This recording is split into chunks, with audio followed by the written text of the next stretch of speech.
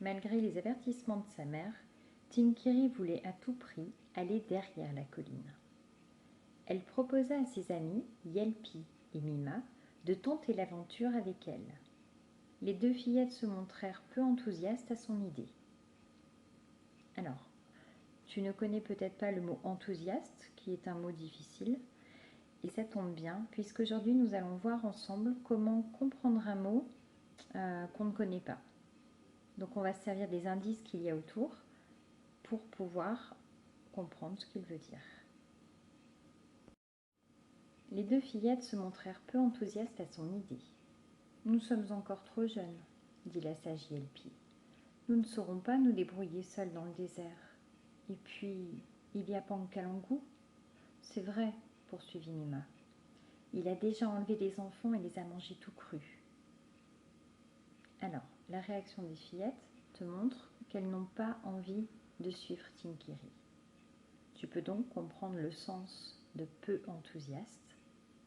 Être peu enthousiaste veut donc dire qu'on a peu envie de faire quelque chose.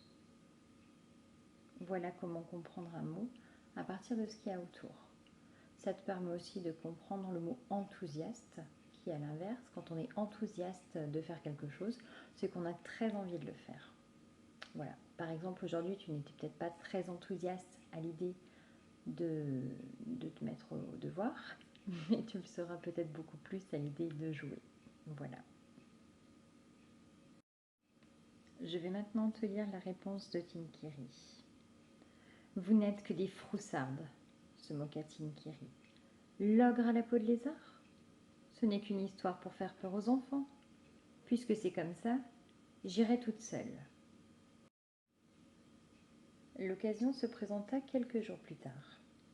Toutes les femmes du village étaient parties ramasser des oignons sauvages et les hommes étaient occupés à dresser des chevaux. Tinkiri en profita pour se mettre en marche. « Où vas-tu de si bon matin ?» lui demanda le vieux Yelpi, qui était assis sous un arbre. « À la crique, mentit Tinkiri. »« Ne va pas plus loin, lui cria le vieil homme. Tinkiri avait maintenant dépassé la crique et se trouvait face à la colline. Une énorme joie envahit son cœur. « Ça y est, se dit-elle fièrement.